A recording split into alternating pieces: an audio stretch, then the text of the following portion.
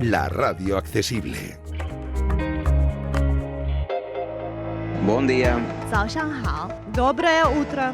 Bonjour. Buenos días. Good morning. Bună dimineața, ce faceți? Bon dia. Información, actualidad, opinión, objetividad. Aquí en Radio Marca Tenerife, Despierta Canarias con Juanma Bettencourt, Pepe Moreno y Santi Negrín. Dirige y presenta Iván Bonales. Radio Marca Tenerife. Buongiorno.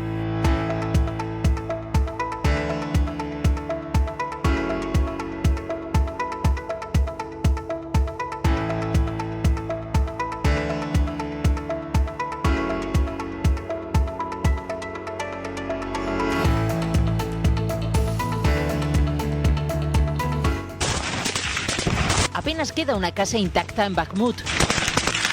Asediada desde hace meses, los soldados ucranianos resisten calle a calle los embates del ejército ruso.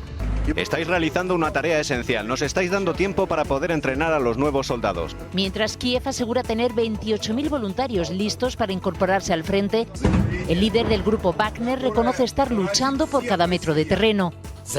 En menos de una semana hemos matado a más de 1.100 soldados enemigos solo en el sector de Bakhmut, una pérdida irreversible para Rusia. El alcalde de Melitopol denuncia que los mercenarios de Wagner ofrecen 2.500 euros a quien se una a sus filas. Esta unidad ucraniana vigila que los rusos no reciban refuerzos. Nuestro trabajo es localizar unidades blindadas enemigas que están siendo enviadas a nuestro sector. El deshielo es el nuevo enemigo. La nieve ha dado paso al barro, una trampa mortal para hombres y aún más para tanques y vehículos blindados. Del avance de esta operación especial, que no guerra, ha hablado hoy Putin con el líder checheno. El presidente ruso ha felicitado a Kadyrov por el buen trabajo de sus soldados.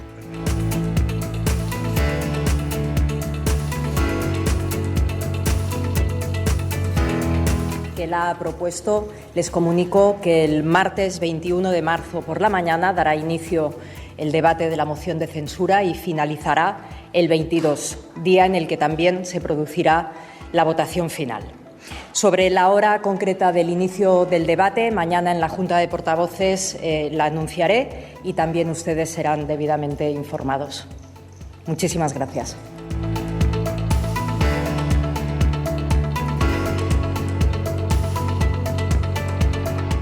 Que en esta ocasión probablemente van a abordar dos cuestiones principales. Hablaremos sin duda de los desarrollos más recientes en los mercados financieros internacionales y las últimas noticias que llegan de Estados Unidos, y tendremos un primer intercambio sobre la reforma de las reglas fiscales. Con respecto al primer asunto, evidentemente estamos siguiendo muy de cerca las noticias que nos llegan de Estados Unidos. Las autoridades americanas han actuado con rapidez y con contundencia. Esta situación de volatilidad en los mercados financieros se encuentra con un mercado bancario, un sistema bancario español que tiene un marco reforzado tanto de supervisión como de regulación y tiene una situación saneada de sus balances. Pero evidentemente estamos siguiendo muy de cerca todas estas noticias y estoy segura de que se abordará esta cuestión junto con el resto de elementos y de perspectivas económicas de la economía europea en las reuniones de hoy y de mañana. Y con respecto a la segunda cuestión, bueno, como decía hace un momento, nos encontramos en un momento de mayor turbulencia en los mercados financieros internacionales, sobre todo derivada de esa situación de fragilidad de algunos bancos en el caso de Estados Unidos. Y en este contexto los bancos españoles se encuentran con un marco de supervisión y de regulación reforzado y una situación saneada de sus balances. Esta es la situación en la que estamos, con una perspectiva además de crecimiento económico y de buena evolución de la economía española en el curso de 2023. Pero como he señalado, estoy segura de que se abordará tanto hoy como mañana la situación del sistema financiero europeo y vamos a seguir muy de cerca los posibles desarrollos y con atención también la respuesta de las autoridades norteamericanas, que en este primer momento han actuado con rapidez y con contundencia.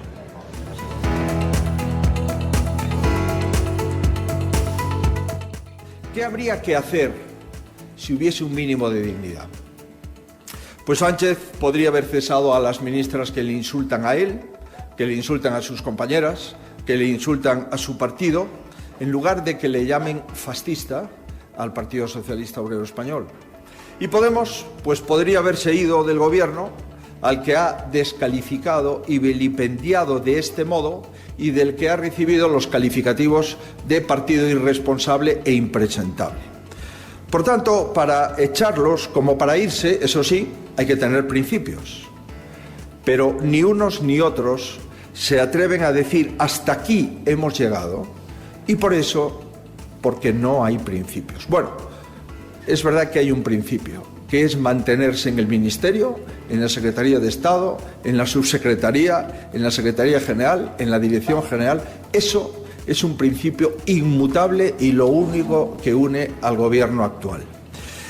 Permitidme un inciso, todos somos conscientes de que Sánchez y su coro de ministros y de portavoces han repetido hasta la saciedad que el Partido Popular no arriba el hombro, que el Partido Popular dice no a todo, que del Partido Popular no se puede esperar nada, y es curioso que todavía no hayamos escuchado a nadie en el entorno de Sánchez reconocer que sin el Partido Popular ni siquiera se habría admitido a trámite la urgente derogación parcial de la ley del solo sí es sí. Porque ni su vicepresidenta segunda, la vicepresidenta del Gobierno, ni buena parte de sus ministros han votado a favor de lo que proponía la otra parte del Gobierno.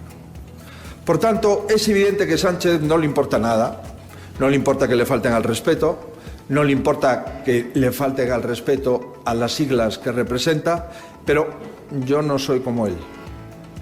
Y yo voy a defender mi partido. Y esperamos respuestas del señor Feijóo. La primera, sigue siendo su asesor de cabecera, el señor Albiol, después de que la Fiscalía solicitara 3 años de inhabilitación. ¿Sigue siendo militante del Partido Popular? O mejor dicho, ¿se le ha suspendido de militancia del Partido Popular al señor Albiol? ¿Sigue el señor Fernández Díaz, después de haber sido solicitados 15 años de prisión por la Fiscalía, militante del Partido Popular? Nos va a explicar el señor Feijóo ese incremento patrimonial de más de 10 millones de euros de la alcaldesa de Marbella. Lo digo porque además de sentarse a su lado en el Senado, debería darnos a la ciudadanía alguna explicación.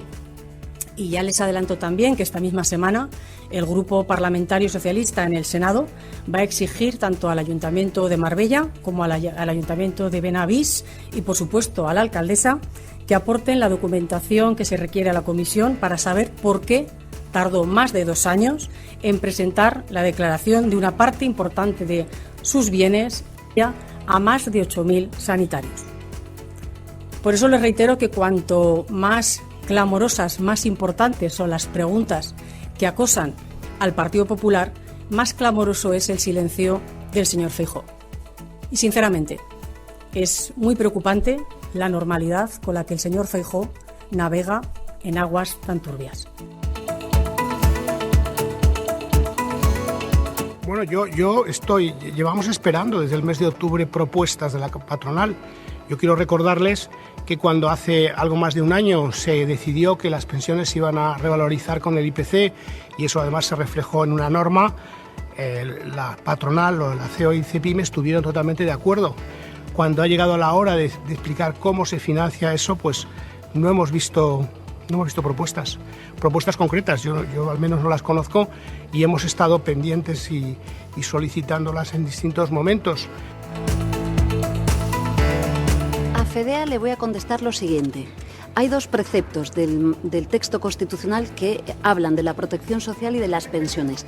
Y el mandato constitucional habla de suficiencia de las pensiones. Esto es lo que le debería de preocupar a FEDEA, el mandato constitucional. Y hoy el Gobierno de España cumple con el mandato constitucional. Y hoy nuestras pensiones van a estar garantizadas y suficientes. Les vuelvo a dar un dato. Las pensiones de las mujeres españolas, desde que no gobierna el Partido Popular, han superado los 1.000 euros al mes a alguien le parecerá poco, pero esto supone un incremento del 34% y la pensión media de jubilación, que era de 1.077 euros, se ha incrementado en el 27%.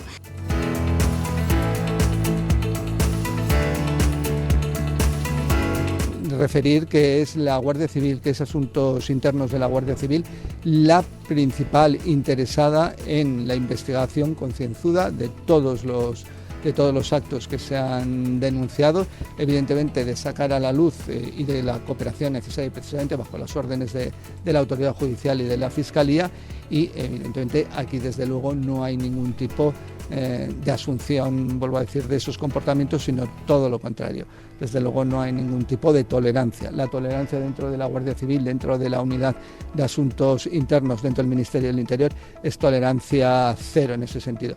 Por eso es la propia Unidad de Asuntos Internos de la Guardia Civil la que desde un inicio está investigando, está poniendo toda la prueba a disposición de la autoridad judicial, bajo cuyas instrucciones actúa, y vuelvo a decir, tolerancia cero, y somos los primeros interesados en que ningún hecho quede impune si no debe quedar impune. Es decir, somos los primeros interesados en que se investigue todo absolutamente.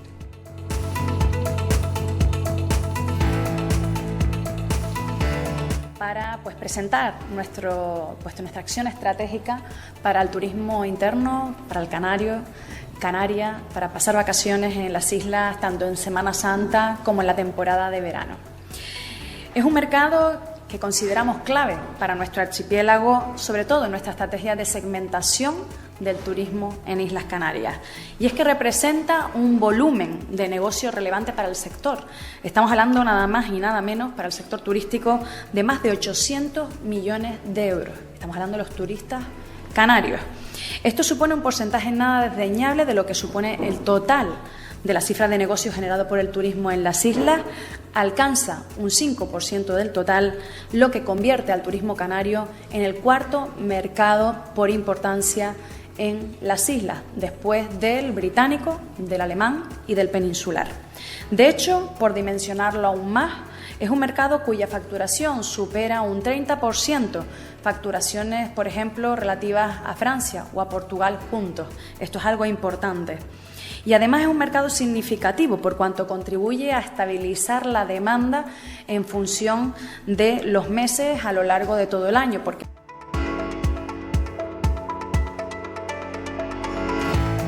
Sí, pues hoy hemos estado presentando precisamente un trabajo de colaboración, un proyecto de colaboración entre la Universidad La Laguna y el Gobierno de Canarias, centrado en el desarrollo de nuestra Agenda Canaria de Desarrollo Sostenible, que como saben es una agenda del conjunto de la sociedad canaria y que dos actores principales, como son el Gobierno y la Universidad La Laguna, nos hemos puesto de acuerdo para impulsar, para hacer llegar, para dar a conocer y para implicar en un ámbito muy específico de nuestra sociedad, que es el ámbito inframunicipal. Con la colaboración de la FECAM, de los 88 municipios, ahora trataremos de dar a conocer los elementos que constituyen la Agenda Canaria de Desarrollo Sostenible e implicar a la ciudadanía de los barrios, que es donde se realiza la vida del día a día de la mayoría de las personas, para que contribuyan, para que se impliquen, para que todos rememos en la misma dirección de estos objetivos, que es lo que permitirá que la sociedad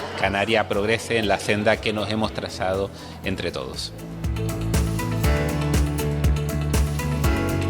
Bueno, permíteme, por muchas causas que vosotros vais a entender, el último derbi que yo disputé en el Heliodoro lo ganamos 0-1, el gol lo metió Kirian, ¿no? A mí me gustaría ver a Kirian en el campo, me gustaría verle disfrutar de ese partido, que sé que es muy especial para él por su condición de tinerfeño y el cariño que tiene la Unión Deportiva Las Palmas, y sería un motivo más de alegría en el derbi, ¿no? Sí, en todos los derbis que yo viví, la afición es importante, ¿no? Es un partido que generalmente los futbolistas más miran hacia la grada, porque se sienten arropados, porque saben que están jugando por ellos. Hay muchos sentimientos de demostrar que tu equipo está un poco por encima del rival. A veces se consigue, a veces no. Lo que está claro es que la afición siempre es pieza clave, ¿no? Y no va a ser diferente. Como te digo, en el último partido que yo jugué en el Heliodoro, la afición del Club Deportivo Tenerife se volcó con su equipo y bueno, pues esto es así. Lo importante, ya te he dicho, es que haya un buen espectáculo, porque yo creo que es un partido referente en el fútbol canario y por lo tanto el mensaje que se tiene que dar es de un buen fútbol y deportividad máxima. Hola, buenos días. Pues tenemos que destacar que la noche ha transcurrido con bastante normalidad en todas las islas y a esta hora de la mañana no tenemos ningún suceso que comentar.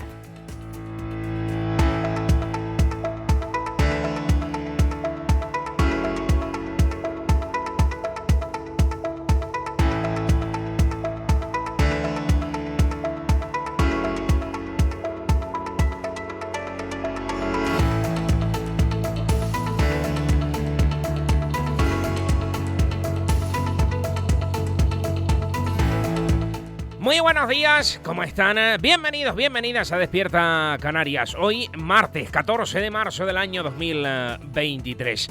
Hoy, informaciones que tienen que ver de nuevo con el caso Mediador e informaciones que tienen que ver también de nuevo con la policía y con la Guardia Civil. En un rato les explicamos las novedades del caso Mediador.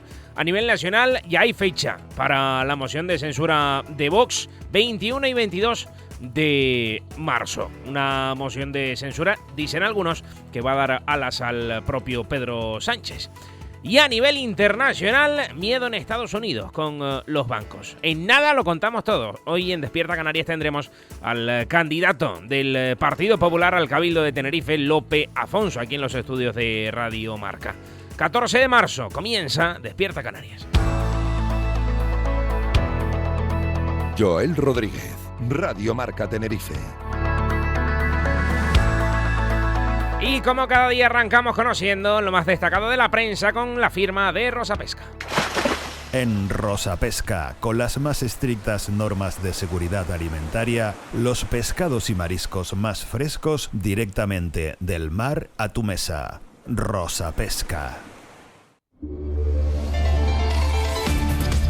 Rosa Pesca te ofrece los titulares de prensa en Radio Marca Tenerife.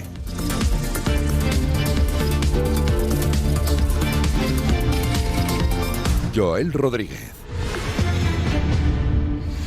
Comenzamos con la provincia Diario de Las Palmas. En portada, la policía y la Guardia Civil usaban al mediador como confidente. Agentes del Instituto Armado lo protegieron durante 3 años por unas amenazas de policías a los que acusó de obligarle a robar.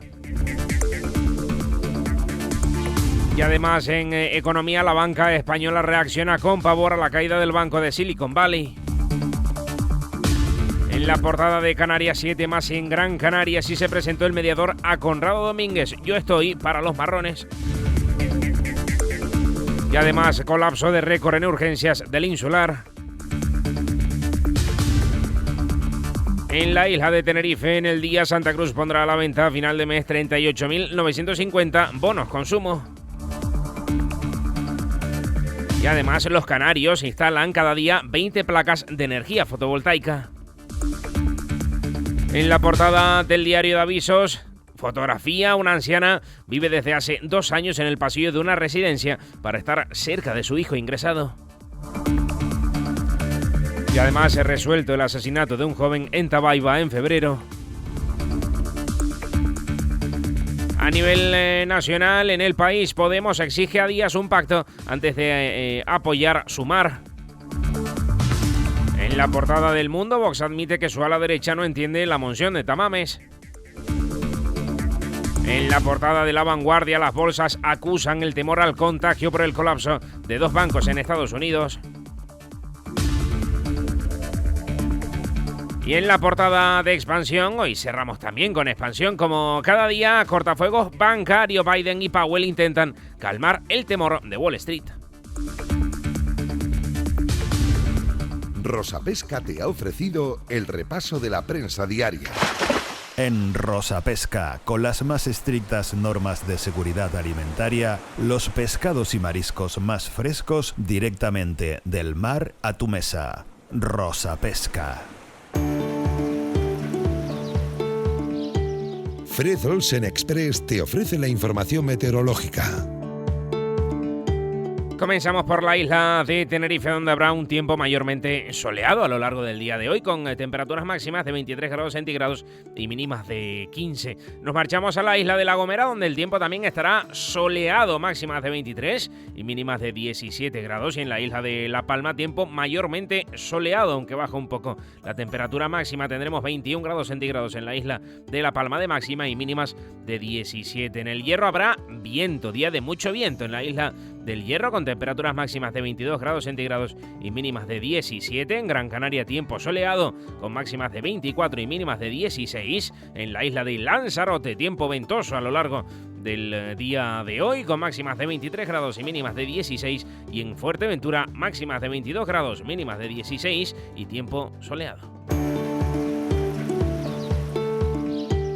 Fred Olsen Express te ha ofrecido la información meteorológica. Historia Express 652. Tomás fue a revisar un trabajo a Gran Canaria y se llevó la tabla de la furgo, le dio tiempo para surfear un poco y volvió a Tenerife justo a tiempo para ver el partido de su hija. Tarifa Día Express. Para las personas que van y vuelven el mismo día entre Gran Canaria y Tenerife. Fred Olsen Express. Coge tu disfraz y venga a disfrutar del Carnaval del Sur. Del 17 al 27 de marzo, cabalgatas, espectáculos musicales, festivales, concursos, carnaval de día, coso. Y recuerda, sin alcohol también hay vacilón. Organiza Ayuntamiento de Arona. Consulta programación en www.arona.org. ¿Tienes plan para esta Semana Santa? Plan no, planazo. Escapada romántica en hotelito rural. Planazo. Ir a un pedazo hotel con spa. También planazo. Y un buen homenaje en un restaurante. Más que planazo. Esta Semana Santa, como aquí, en ninguna parte. Islas Canarias. Campaña cofinanciada por el Fondo Europeo de Desarrollo Regional como parte de la respuesta de la Unión a la pandemia de COVID-19.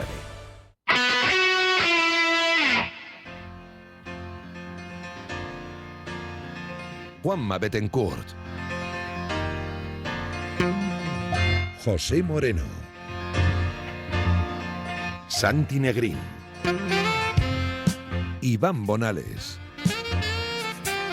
Joel Rodríguez.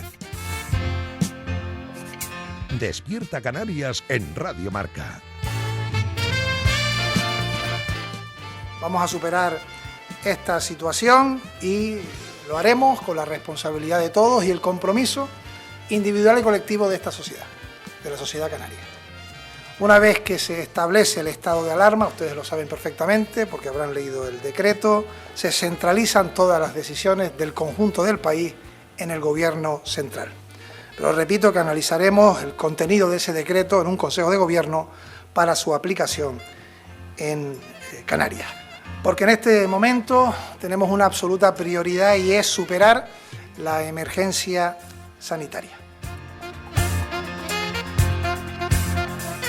Era Ángel Víctor Torres el 13 de marzo del año 2020. Sí, es verdad que en estos días uno lee, escucha efemérides que ponen los pelos de punta. 3 años ya desde el inicio de la pandemia.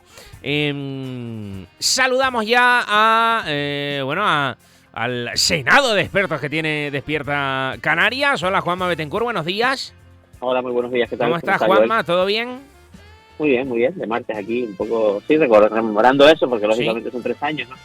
Y el mundo cambió radicalmente y ahora, bueno, parece que recuperamos pautas. Pero claro, siempre nos acordaremos de esas fechas y de ese fin de semana, que además fue fin de semana y tal, y que fue muy tenso, muy dramático.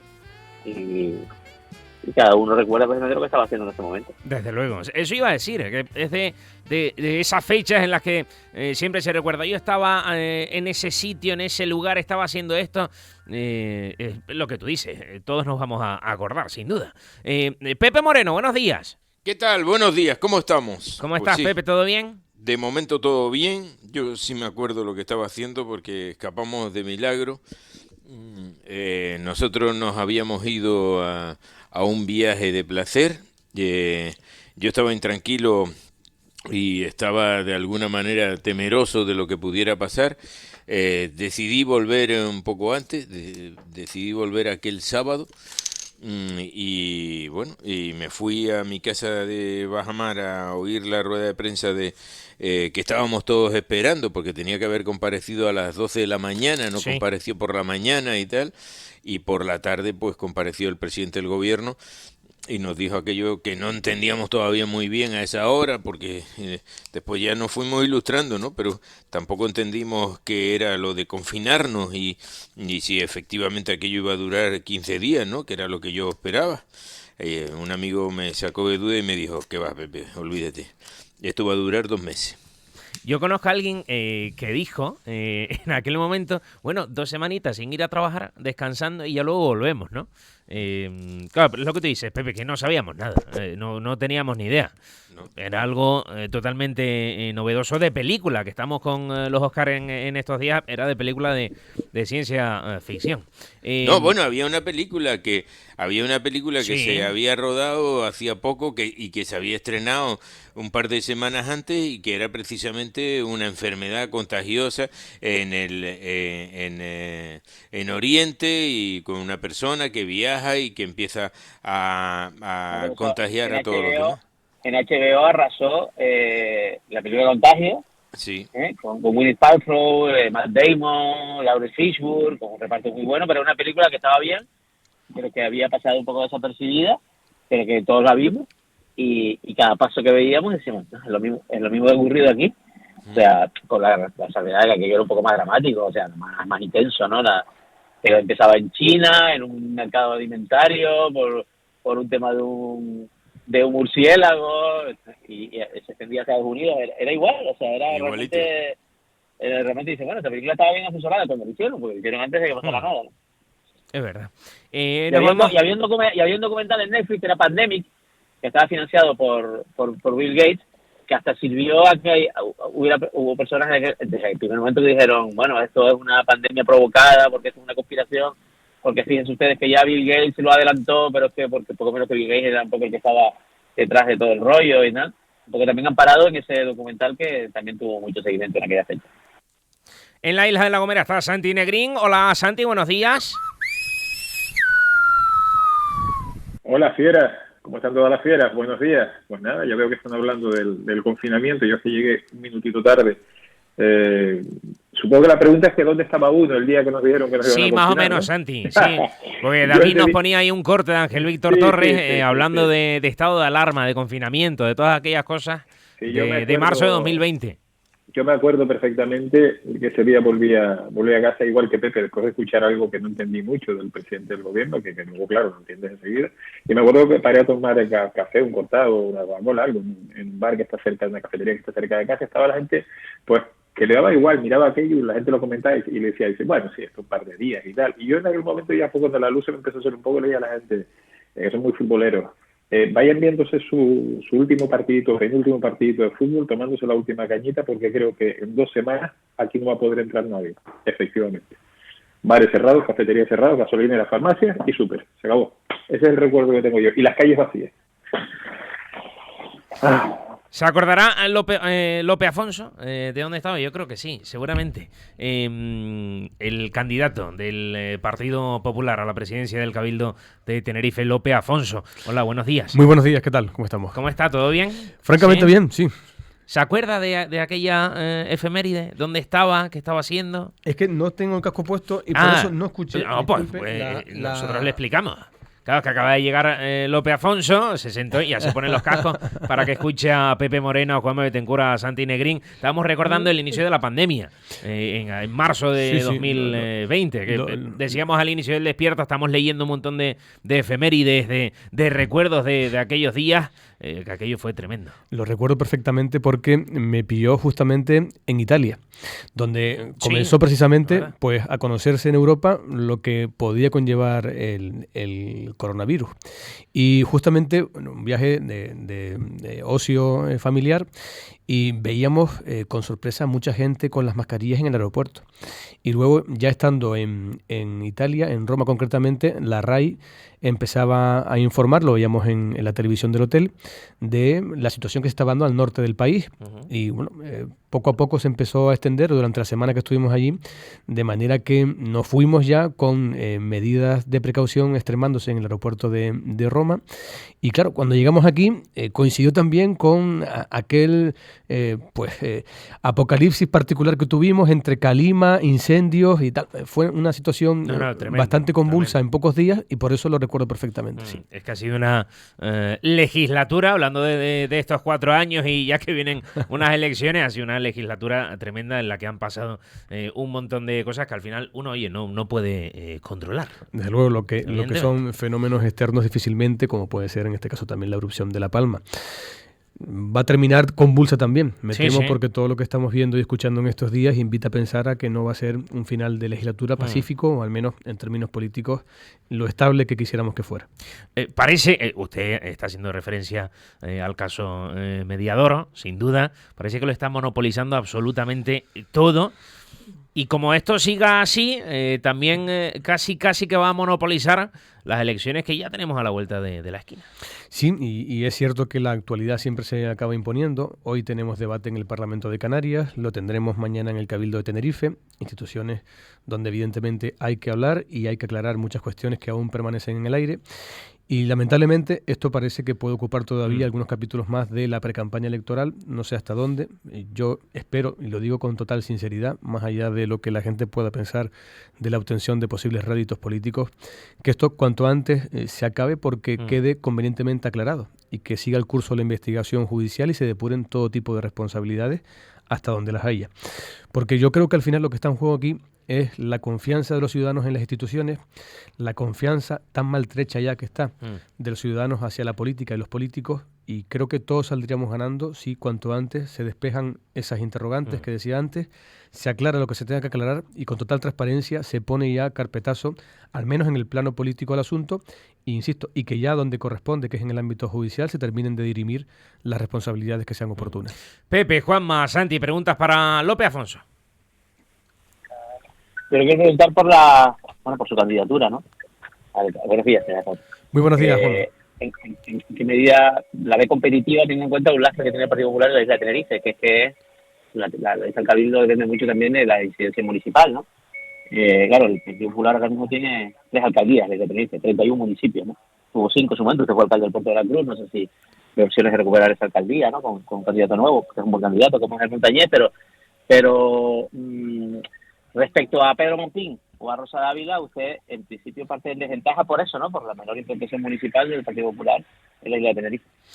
Sí, es correcto ese análisis y es verdad, no podemos negar la evidencia. Somos tercera fuerza política en la actualidad y lo hacemos en una posición, pues, en cierta desventaja en cuanto al número de representantes.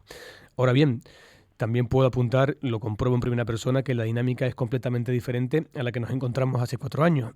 Digo la dinámica porque nos encontramos en una posición en el año 19 donde había un desgaste notable de la marca Partido Popular en todo el territorio nacional. Aquí afectó también mucho y lo notamos lógicamente en los resultados electorales.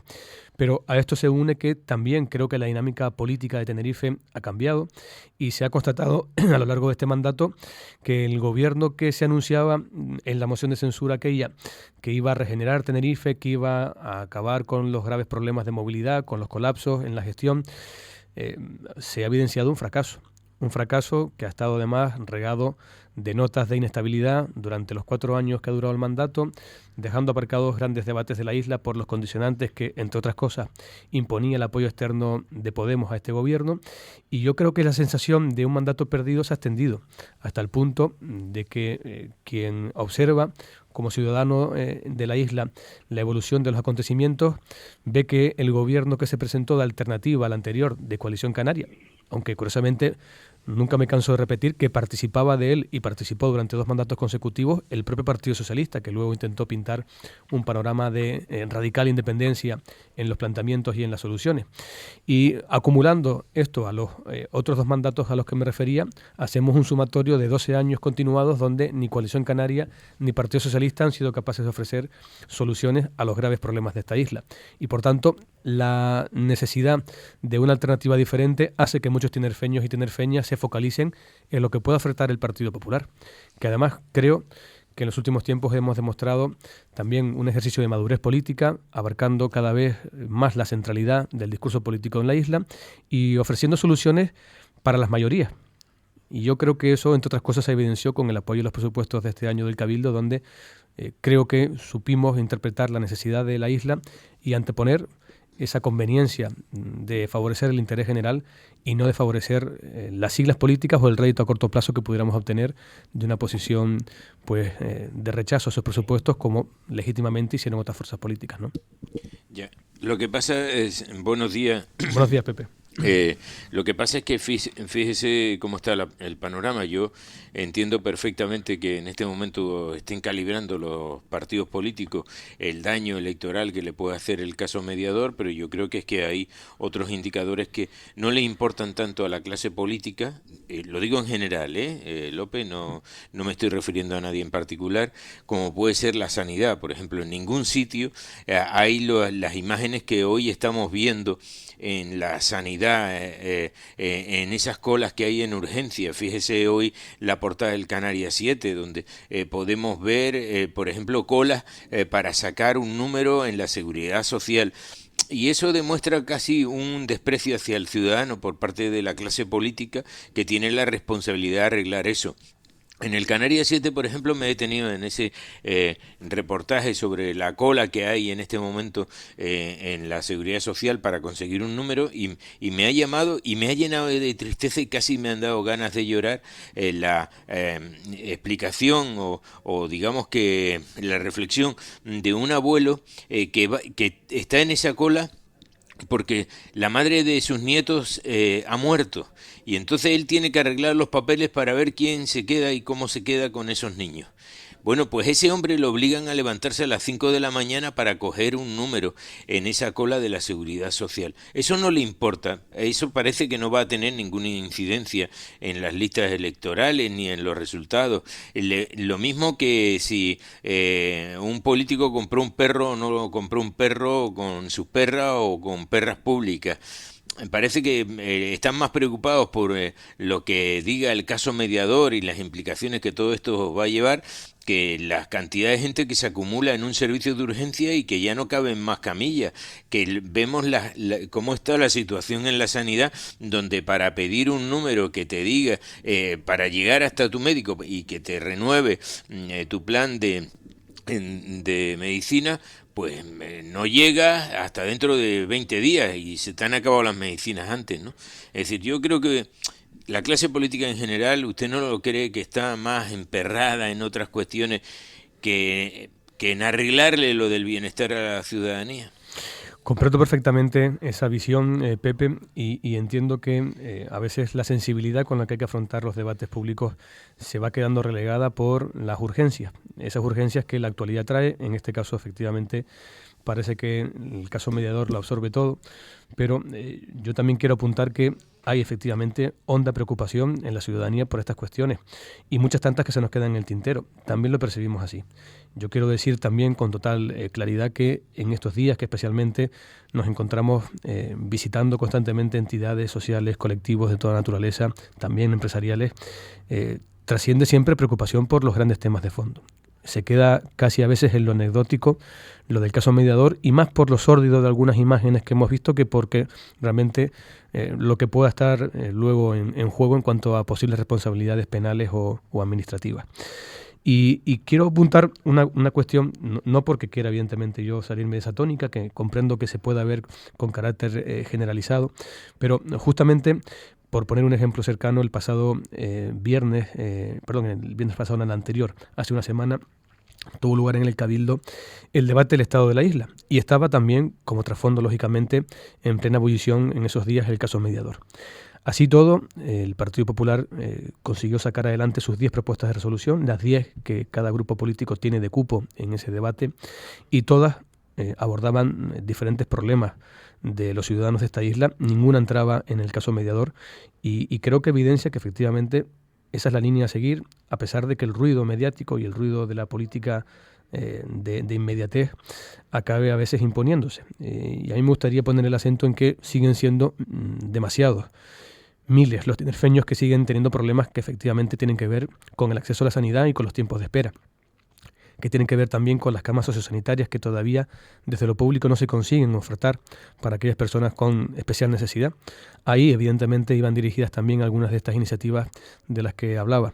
Hemos planteado que ante la dificultad para que desde el Cabildo se impulsen en los próximos meses esas camas públicas necesarias en la isla, se tire de lo que tenga en el mercado disponible el sector privado, a través de una enmienda que también sirvió para sacar adelante los presupuestos del Cabildo en este ejercicio. Y de ahí a la movilidad, a todo lo que nos afecta cotidianamente, que sigue siendo aquello que antes también me refería, que sigue sin ser resuelto, o al menos sin visos para que tenga soluciones a medio o largo plazo en los mandatos que hemos ido liquidando en estos últimos años. Por tanto, esa preocupación debe estar, pero unida lógicamente a la sensibilidad para ver la necesidad en tantas personas, en tantas familias que en lo cotidiano, en problemas básicos como este señor que comentabas, Pepe, que escuchabas en la cola de la Seguridad Social, necesitan tener como certezas para poder recuperar también la confianza en sus representantes públicos.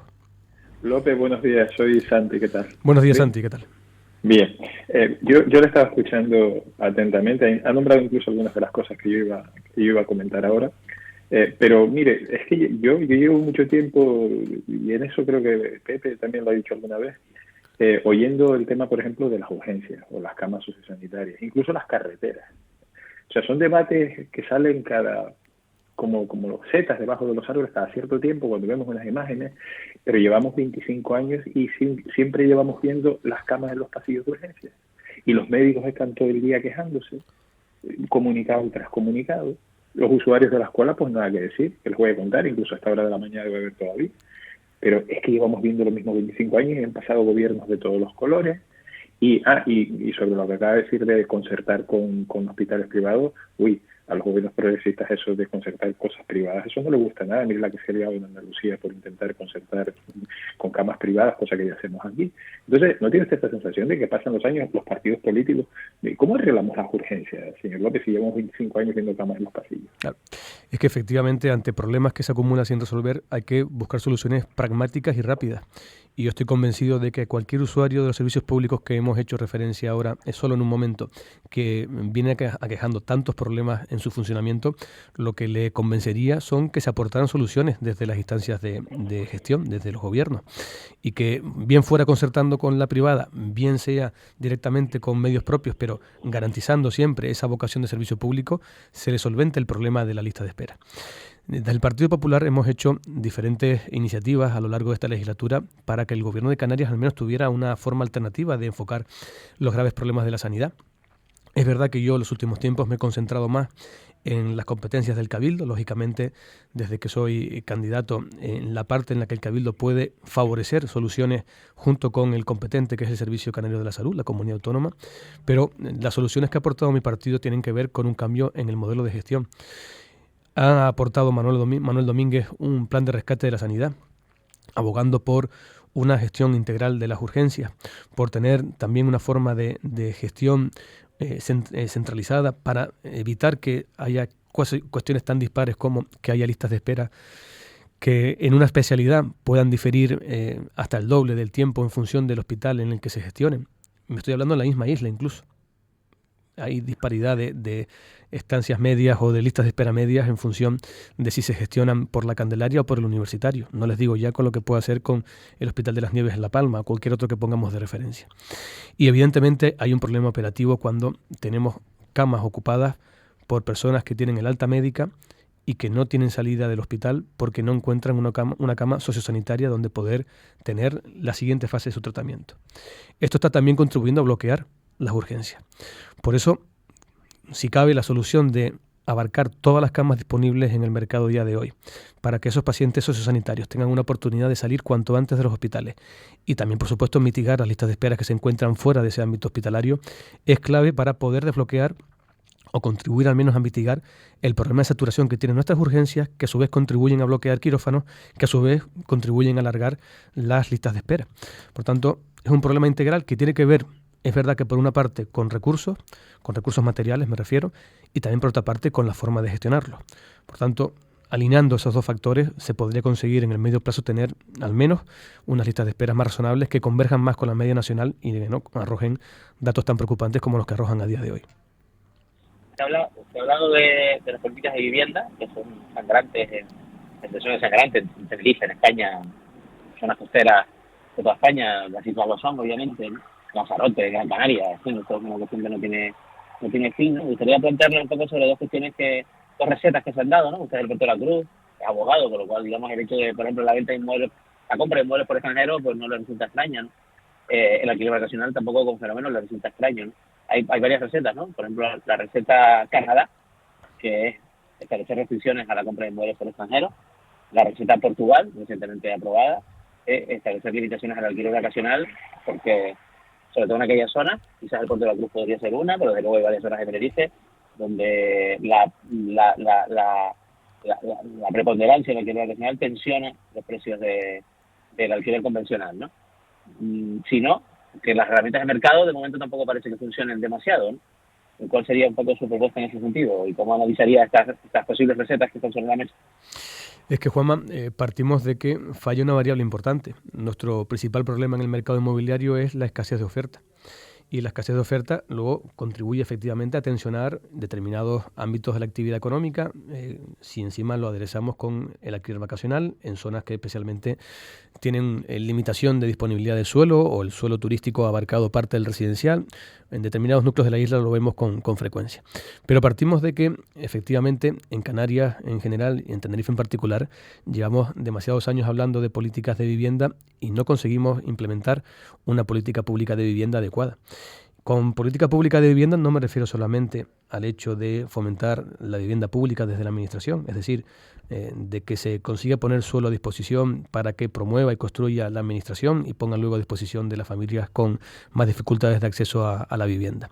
Me refiero a aprovechar también todos los recursos que ofrece el mercado a través de una política pública de vivienda integral, que no solamente abarque la promoción pública, sino que también espolee la promoción privada con garantía pública o también recupere parque de vivienda del que ya existe para el alquiler público, o al menos el alquiler con garantía pública.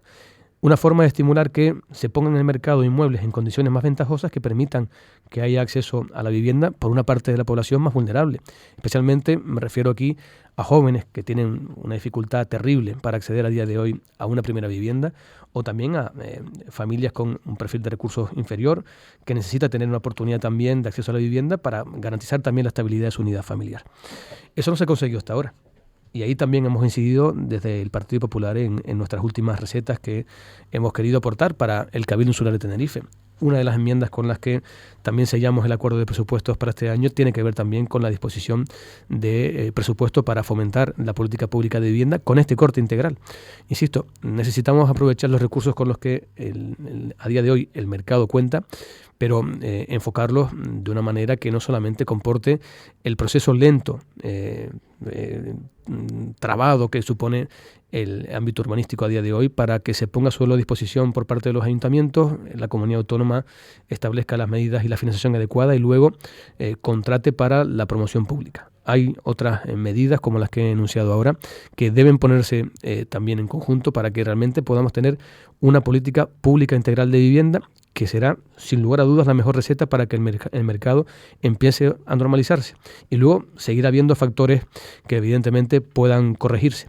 Pero apuntar directamente al sector inmobiliario limitando las posibilidades de adquisición por terceros, sean extranjeros o sean residentes extracomunitarios, o hacerlo interviniendo de forma coactiva en el mercado del alquiler vacacional sin antes haber implementado esta política pública, serían, en mi opinión, distorsiones que no convendrían en general. Hay una normativa que impulsa la FECAM, que es restrictiva según CAP, o sea, según la patronal del alquiler vacacional, que lidera precisamente un compañero suyo, que es Emilio Navarro. O sea, que algo se está moviendo en ese sentido. Sí, porque efectivamente la FECAN ha detectado que tiene problemas comunes a todos los municipios de Canarias que no han sido resueltos por el ámbito supramunicipal. En este caso partimos de una regulación deficiente, de un decreto autonómico que todavía no ha sido colmado, que generó, como todo el mundo recordará, mucha polémica porque fue objeto de una revisión amplia en una sentencia del Tribunal Supremo que pues sentó determinados criterios y que pues efectivamente vino a determinar que el alquiler vacacional puede convivir perfectamente con otros modelos de alojamiento turístico. A partir de ahí, los ayuntamientos, sin la tutela tampoco del Cabildo, que en mi opinión ha hecho dejación de sus facultades, no ha tenido una política homogénea. De ahí que haya sido la FECAN la que haya reaccionado y evidentemente ha creado cierto nerviosismo en pues la asociación que abarca a día de hoy a una buena parte de los propietarios que ponen sus viviendas en régimen de alquiler vacacional, pero que cuando uno entra ya en detenimiento a analizar la propuesta de normativa que se ofrecía, tampoco debería crear esa tensión. Pero sí es verdad que esto merece un análisis que sea abordado en general desde la comunidad autónoma para revisar el decreto con el que se despachó una cuestión tan sensible y que además debe, en mi opinión, armonizarse en un ámbito donde, como es el turístico, donde cada vez hay un perfil de cliente que demanda más este tipo de alojamiento y que para que sea viable, en mi opinión, y pueda además también dejar la contribución en forma de riqueza adecuada, tiene que ser objeto de esa regulación donde se garantice la calidad del alojamiento y al mismo tiempo afloren las rentas que permitan que esta actividad no sea tan fácil de malear, me refiero en el mercado, con los precios con los que compite luego con el alojamiento convencional. De todas maneras, señor Alfonso, ahora mismo estamos debatiendo con el que puede ser presidente del Cabildo, en este caso ahora es solamente el candidato, pero claro, es que durante este tiempo hemos visto que Tenerife ha ido perdiendo, y como hablo en una emisora tinerfeña, no tengo miedo a expresar este sentimiento, Tenerife ha ido perdiendo parte de su protagonismo, ¿no? En el ámbito canario, en el ámbito archipelágico. Hay una situación en la que no se sabe, nos hemos quedado detrás, por ejemplo, en eso que hemos hablado de la sanidad, en carreteras, donde parece que aquí las colas se eternizan, seguimos estando en cola 20 años después en los mismos sitios en donde ya establecíamos que las palas tenían que trabajar, y los políticos de hoy en día nos venden esto como si las palas ya estuvieran trabajando. Yo califico este periodo en el que hemos entrado como el periodo de las infografías, que generalmente pues manejan los que están en el poder, ¿no? Vamos a hacer esto, y te lo presentan en una infografía como si las palas ya estuvieran trabajando. Esta mañana he leído en algún medio de aquí de Tenerife pues eso, que por ejemplo el mercado de la Laguna volvía a su emplazamiento en el mismo sitio, ¿no? Y nos presentaban una infografía y digo, qué bonito, pero no se ha hecho nada, ni se está haciendo nada, ni se hace nada, ¿no?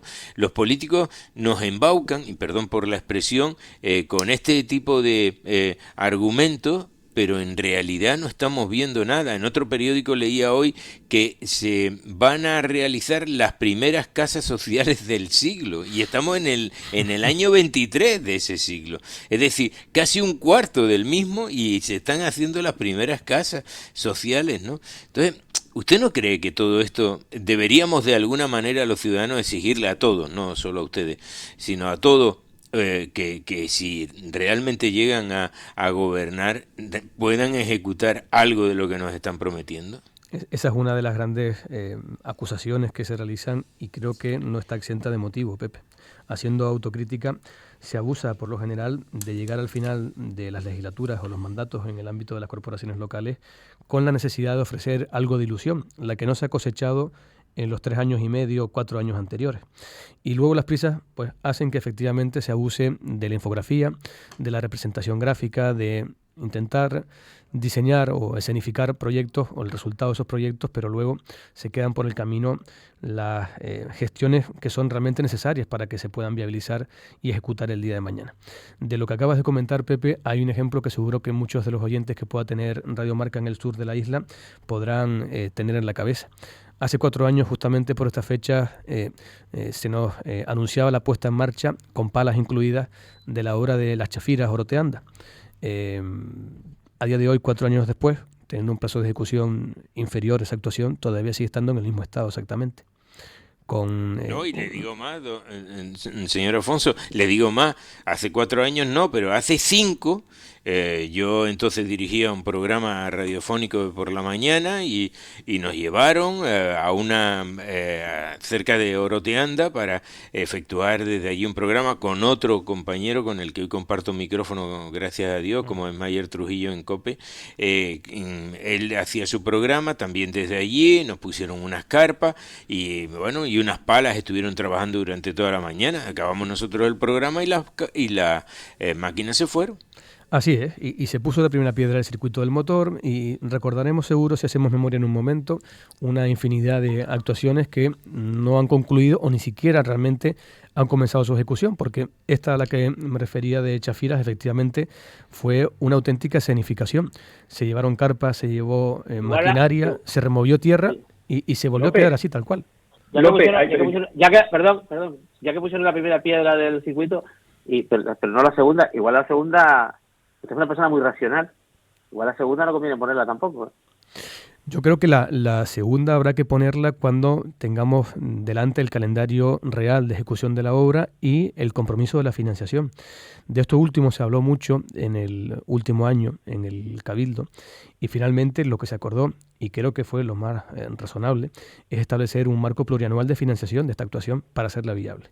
Y sobre todo ahondar en un argumento que se ha obviado muchas veces, porque se ha presentado, especialmente por los detractores, este proyecto como una suerte de capricho de los aficionados al motor en la isla, de tener un circuito para el entretenimiento. Y a mí me gustaría puntualizar que es algo que va mucho más allá de esto. No, pero la experiencia en otros sitios no es muy alentadora. Soy consciente... La experiencia práctica. Soy consciente... Estamos hablando de números, no, sí. Nada ideológico, ni nada clasista, ni mucho menos. No.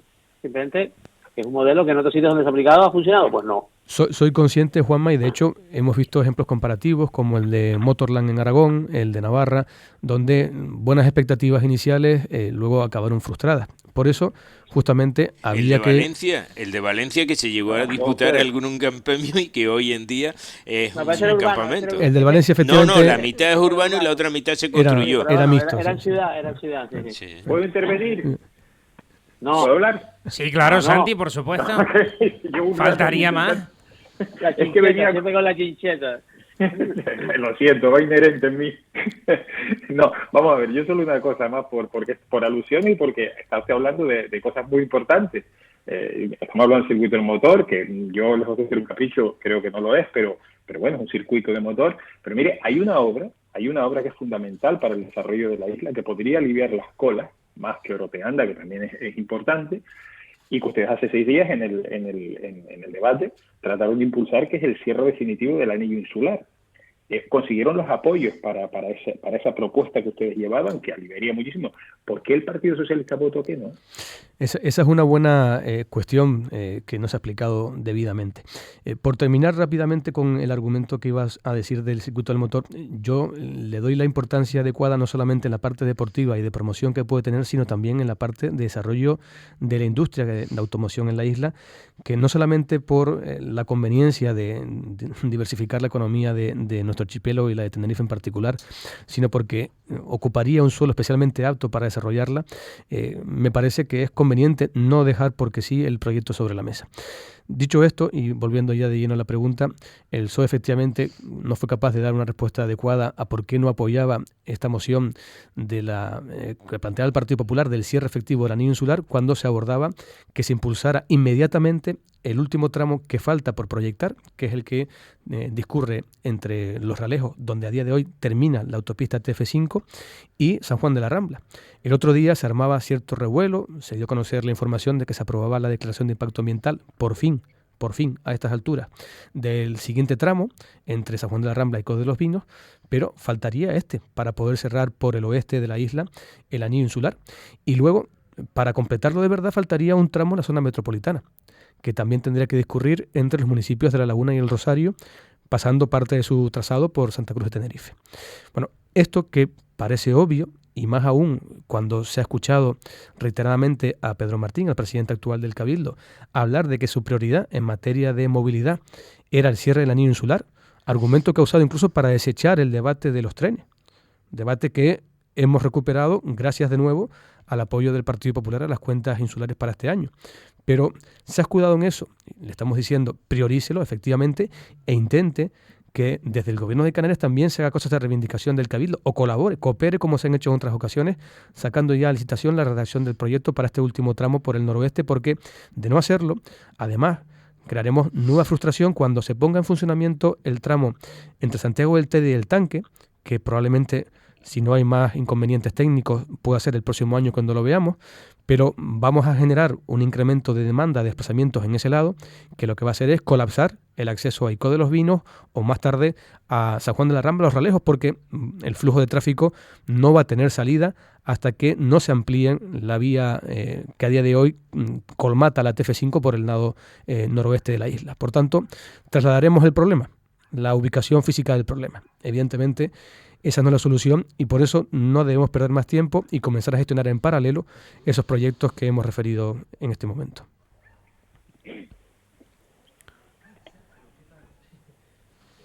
Pepe, Juanma, Santi.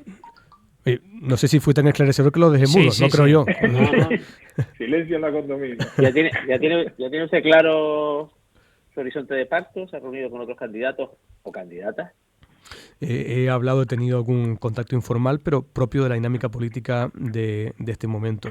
¿Le tiran mucho los tejos, dicho en términos coloquiales, o no? Hombre, evidentemente creo que a día de hoy el Partido Popular es una formación atractiva para muchos, hasta el punto de que algún candidato alternativo nos tire los tejos, todavía no, pero no descarto yo que en breve haya alguna insinuación. No, más allá de los términos jocosos. ¿Rosa Dávila? ¿Se lleva bien con Rosa Dávila?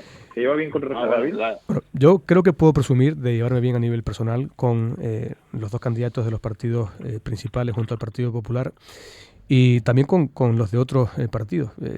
Nunca he visto la política como algo que haya que llevar al terreno personal ni buscar frentes o enconamientos personales por cuestiones que deben quedarse en el plano político. Es más, creo que en lo general es sano que también se dé esa visión desde la política.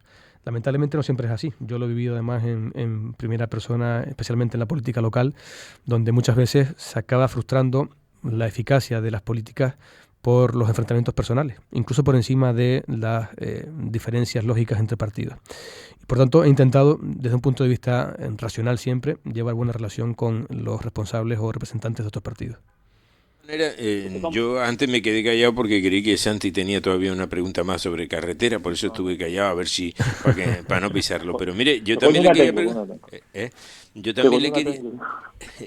quería preguntar, señor Afonso, por una cuestión que hoy aparece en los medios, los militantes de Granadilla pidiendo explicaciones por las primarias que se han llevado a cabo y no están demasiado contentos con el resultado final. Bueno, yo aprovecho y agradezco la pregunta para aclararlo. Hay 3 personas que han presentado inicialmente una impugnación a la asamblea que se llevó a cabo hace ya unos meses en Granadilla. Esa asamblea tenía un único candidato y ese candidato presentó los avales que los estatutos le obligan, evidentemente, para poder validar su candidatura. Uh-huh. Presentó muchos más de los necesarios. En todo caso, esos avales tienen que ser validados por un comité organizador de la asamblea y luego por la propia mesa de la asamblea. Cosa que sucedió, es decir, los avales que supuestamente los 3 impugnantes vienen a sacar a colación fueron validados por la mesa de la asamblea. Incluso, curiosamente, uno de los que luego han sido impugnantes es miembro de la mesa que los valida, lo cual todo esto no deja de ser un poco extraño cuando menos. En todo caso, como es procedente, el Comité de Derechos y Garantías recibió la impugnación de estos 3 militantes, la estudió y emitió simplemente una recomendación, que es que se pudiera revisar el procedimiento o, si el partido, su junta directiva, que es el máximo órgano entre congresos, lo estimaba conveniente, pues decidiera disolver esa asamblea y establecer un nuevo órgano que gestionara los intereses de los militantes de Granadilla. Y así fue. El partido, siguiendo siempre ese procedimiento interno y siguiendo la recomendación del Comité de Derechos y Garantías, finalmente en junta directiva decidió disolver la asamblea de Granadilla y pues estableció un órgano de gestión transitoria, una comisión gestora, como está previsto estatutariamente, que no me salía, y como ha sucedido también en otros casos, sin que haya mayor problema. Si hay, evidentemente, todavía discrepancias de estos tres afiliados, tienen todo el derecho del mundo a seguir con su reclamación adelante, por supuesto. 3 alcaldías son pocas en una isla como Tenerife, señor Alfonso. O sea, usted también está en la sala de máquinas de esa campaña y siempre se hacen un poco lucubraciones. Cuando se habla de campaña siempre dice, pues el PP aspira a recuperar, yo no sé, Valencia, Sevilla. Pues bueno, pues, sí, eso se habla. Pues en Tenerife igual, ¿no? ¿Qué frentes cree usted donde esperan un crecimiento, ¿no? Incluso hasta el punto de poder acceder a la alcaldía? No me gusta ser de agorero en estos casos, pero sí tengo que decir que veo muchas posibilidades de recuperar el ayuntamiento de Güímar. Veo un crecimiento muy importante en determinados municipios.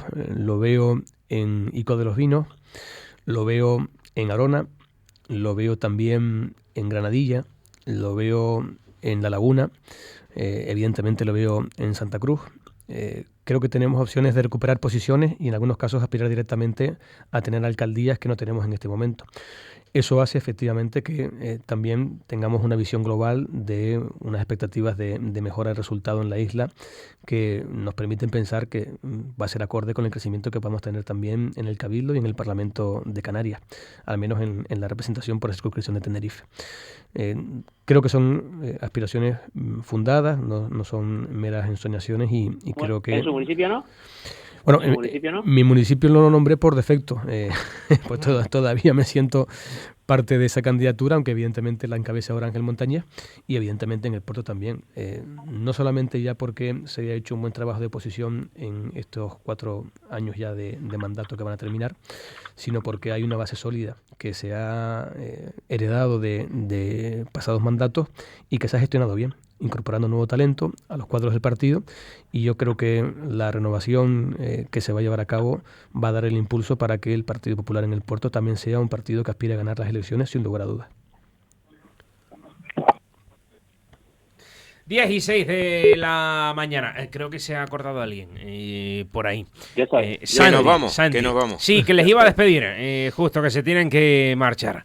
Bueno. Pepe Moreno, gracias. Un abrazo. Hasta mañana. Un abrazo. Hasta mañana. Adiós, Pepe. Un abrazo. Juanma Betancourt, gracias. Hasta mañana. Feliz martes a todos. Un abrazo, otro abrazo fuerte. Y no sé si está Santi por ahí para decirle chao. Bueno, no está. Se ha ido. Puso la chincheta ya al programa. Un abrazo, Juanma. Gracias. Un abrazo, ha sido un placer recibirle, Lope Afonso. La última que quería hacerle, que le preguntamos mucho por las elecciones, por lo que está pasando, por la candidatura, por la campaña, pero no le hemos preguntado cómo está usted en lo personal, cómo se siente después de lo que ha pasado, después de su regreso a la política. Se lo tuvo que pensar mucho. Recuerdo aquellos días en los que hablábamos con usted. Y ahora está en la carrera por ser presidente del Cabildo de Tenerife. ¿Cómo está usted? Estoy bien y sobre todo estoy muy bien de ánimo, muy motivado, muy ilusionado. Y es verdad que no fue un momento fácil el de plantearse volver a la política activa. Y es verdad que también, desde que me lo planteó Manuel Domínguez y Emilio Navarro, tardé un tiempo en decidirme y requirió también pues tener muchas conversaciones en el seno de la familia. Pero después de haber dado el paso, me reafirmo en que creo que ha sido un paso acertado. Me siento reconocido, me siento, lo digo con toda humildad, valorado por mis compañeros y también cada vez más vamos comprobando que en los municipios se va conociendo el papel del Partido Popular, se va valorando la figura de la candidatura al Cabildo y eso nos hace pensar que efectivamente vamos a tener un gran respaldo en las próximas elecciones. Reconforta y uno agradece esa confianza y desde luego nos esforzaremos en todo lo que tengamos dentro para devolverla con creces a partir del próximo 28 de mayo. Seguiremos hablando seguramente en estas fechas hasta llegar a las elecciones y después también. Lope Afonso, un placer recibirle en Radio Marca, gracias. Como siempre, y el sábado 2-1 el Tete a Las Palmas. Mira que le iba a preguntar, es verdad, se me había olvidado. 2-1 gana el Tenerife, ¿sí? Decía antes en la conversación con los contertulios que no me gusta ser de agorero, pero en este caso me mojo de lleno. Bueno. Creo que el Tete apurado, pero ganará 2-1 el próximo derbi. ¿Es usted cinéfilo? Que estamos con esto de los Oscars en estos días, más o menos. No me atrevería a calificarme como tal. Me gusta y lo sigo cada vez que puedo, pero he visto el resultado de los Oscars. Parece que una parte de la crítica ya se esperaba que cosechara éxito la película ganadora, pero que en otros todavía pues ha quedado un poquito de sorpresa alguna que otra estatuilla que se ha otorgado. ¿Su película favorita? Tengo muchas, pero si tengo que decir una en concreto, me gusta mucho la historia, soy un amante de la historia, y me gusta, por tanto, el género del cine histórico. Fue un hito, un antes y un después, Gladiador, porque recuperó parte del interés de la industria del cine por ese género, y podría ponerla como una de mis películas favoritas. Gran película, desde luego. López Afonso, gracias. Un placer, gracias a ustedes. Seguimos con más en Despierta Canarias. Llega La Gárgola.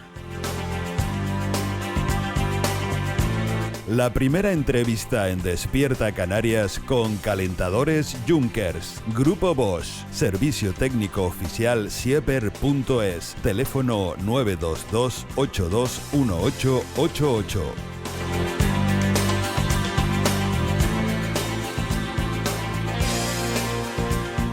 ¿Quieres empezar el día bien informado? ¿Quieres desayunar bien acompañado?